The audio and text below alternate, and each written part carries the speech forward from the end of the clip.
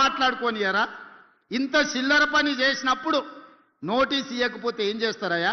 అసలు బేడీలేసి ఈడ్స్కి రావాలి. ఇంకా మన పోలీసు వాళ్ళు మంచోళ్ళు కాబట్టి నోటీస్ ఇచ్చి రమ్మంటే లేదు లేదు నేను ఫామ్ హౌస్లో ఉన్నా దావతులు చేసుకుంటున్నా మీరు ఆడికే రమ్మని అడిగారు. ఎవడన్నా తప్పు చేసినోడు రమ్మంటాడే? అయినా కూడా వయసును దృష్టిలో పెట్టుకొని బంజారాహిల్స్లో నీకు ఇల్లు ఉంది కదా గాడికిరా నమోదు చేసుకుంటాం అంటే గట్లెట్లా పిలుస్తారని అడుగుతారు. ఇవాళ తప్పు చేసినోని అంగి పట్టి ఈడ్చుకొచ్చే చట్టం ఉంది మన దగ్గర. ఆయన చరిత్రనంట నేను మొత్తం రూపుమాపే ప్రయత్నం చేస్తుండంట.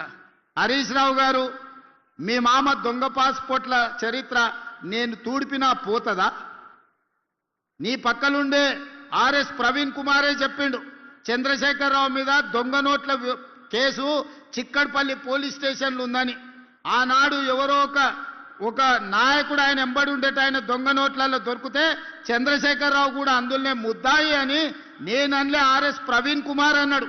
దొంగ నోట్లు ముద్రించే మీ చరిత్ర నేను తూడుపుతే పోతుందా? దళితుని ముఖ్యమంత్రి చేస్తానని దగా చేసిన మీ చరిత్రను నేను చెరపాలన్నా జరుగుతుందా? దళితులకు 3 ఎకరాలు ఇస్తాన్న మీ హామీ నేను తూడు చేస్తే పోతుందా? డబుల్ బెడ్రూమ్ ఇల్లు ఇస్తాను పేదోళ్ళని చేసిన మోసానికి ఈరోజు నేను ఒకవేళ చెరపాలనుకున్న మీ చరిత్ర చెడిపోతుందా? ఇంటికో ఉద్యోగం ఇస్తామని తెలంగాణలో 1200 మంది బిడ్డలను పొట్టన పెట్టుకుంటువే ఆ 1200 మంది శవాల మీద మీరు ఈ తెలంగాణ రాష్ట్రానికి ముఖ్యమంత్రి అయ్యి ద్రోహిగా చరిత్రలో నిలబడిపోయినరే. మీరు ఉద్యమకారులకు చేసిన ద్రోహాన్ని నేను చెడపదలుచుకుంటే కూడా చెడుతుందా? మీ చరిత్ర దొంగ పాస్పోర్ట్లు, మీ చరిత్ర దొంగ నోట్లు, మీ చరిత్ర దళితులను దగా చేసిన చరిత్ర, మీ చరిత్ర తెలంగాణ ఉద్యమకారులను దోకా చేసిన చరిత్ర, మీ చరిత్ర నేను చెరపదలుచుకున్నా చెరిగేదేనా అని నేను అడుగుతున్నా హరీష్ రావు గారిని. అందుకే మీ చరిత్రను ఎవ్వడు చెరపలేరు.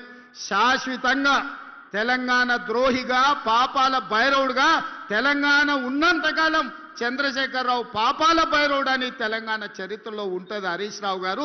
దీన్ని ఎవ్వరు చెరపలేరు. ఇది తెలంగాణ సమాజానికి అంత తెలుసు. అందుకే నేను ఏం ప్రయత్నం చెయ్యా మీ చరిత్రను కావాలంటే మా కార్యకర్తలకు చెప్పి గోడల మీద రాపిస్తా ఎప్పటికి ఉండేటట్టు. మా రామ్మోహన్ రెడ్డి గారు సూచన ఎత్తున పరిగెంత రాపిరు ఆయన పాస్పోర్ట్ల దందా దొంగ నోట్ల దందా గురించి గోడల మీద రాపిస్తే కానీ వాళ్ళ గొప్పతనం ప్రజలకు తెలియదు.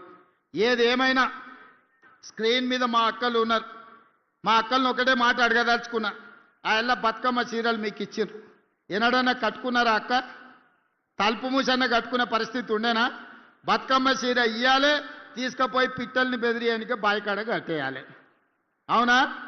మనం వేసిన పంట మొక్కజొన్ననో అదో ఇదో ఉంటే పిట్టలు వాళ్ళకుంటే బెదిరియడానికి ఆడ అడ్డం కట్టేది. ఇవాళ మా అక్కలు ఇందిరమ్మ చీరిస్తే పాలపిట్టలాగా కట్టుకొని వచ్చారు. చీర అంటే గిట్లుండాలి. తమ్ముడు